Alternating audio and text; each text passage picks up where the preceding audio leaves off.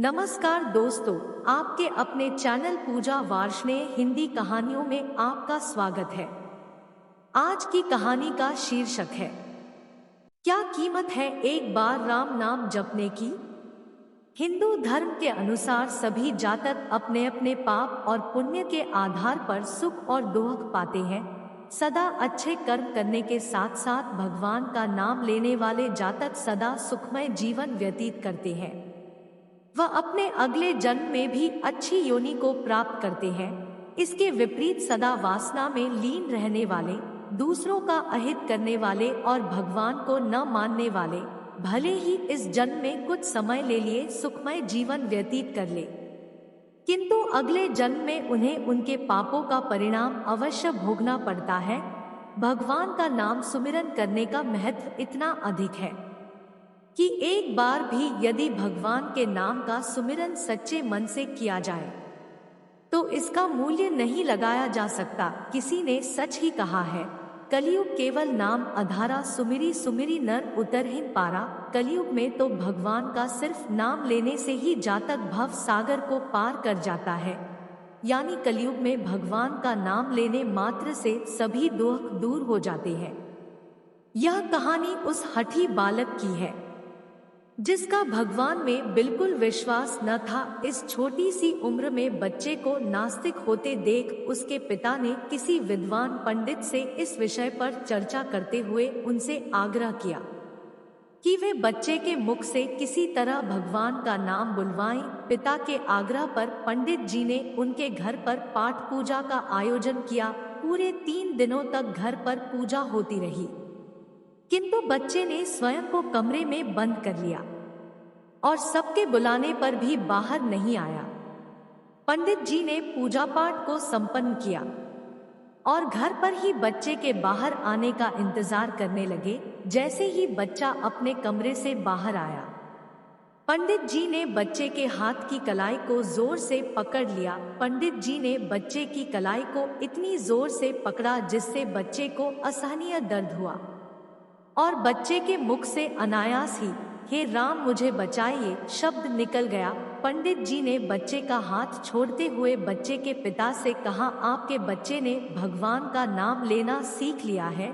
इसी बीच बच्चे ने कहा, आज तो मेरे मुख से यह नाम निकल गया है, आज के बाद ऐसा कभी नहीं होगा। इस पर पंडित जी ने बड़े ही विनम्र भाव से कहा, हे पुत्र, अब तुम भविष्य में चाहे राम का नाम लो या नहीं, किंतु एक बात का ध्यान रखना, आज जो तुमने राम का नाम लिया है भूलकर भी इसकी कीमत मत लगाना। इस राम के नाम को कभी बेचना मत। ऐसा कहकर पंडित वहां से चले गए।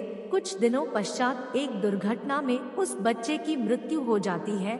मृत्यु पश्चात जब बच्चा यमराज के समक्ष जाता है तो यमराज चित्रगुप्त से कहते हैं, इस बच्चे के पाप और पुण्य बताए जाए। चित्रगुप्त ने कहा, हे यमदेव, इस बच्चे ने कभी भगवान का नाम नहीं लिया, किंतु एक बार विपत्ति की घड़ी में राम का नाम लिया है, किंतु इसका क्या पुण्य इसे मिलना चाहिए, यह मुझे नहीं दिखाई दे रहा। यमराज ने कहा, एक बार भगवान राम का नाम इस बच्चे ने लिया है, किंतु यह हमें भी समझ नहीं आ रहा कि इसका क्या फल बच्चे को दिया जाए।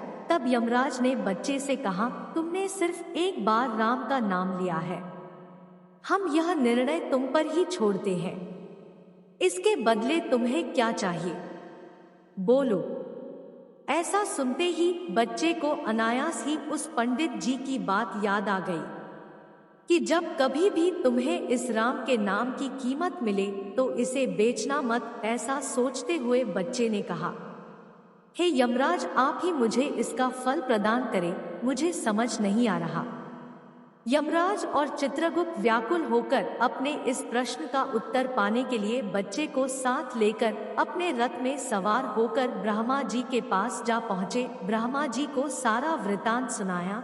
ऐसा सुन ब्रह्मा जी ने कहा, यह तो हमें भी समझ नहीं आ रहा कि एक बार राम नाम जपने पर बच्चे को क्या पुण्य मिलना चाहिए।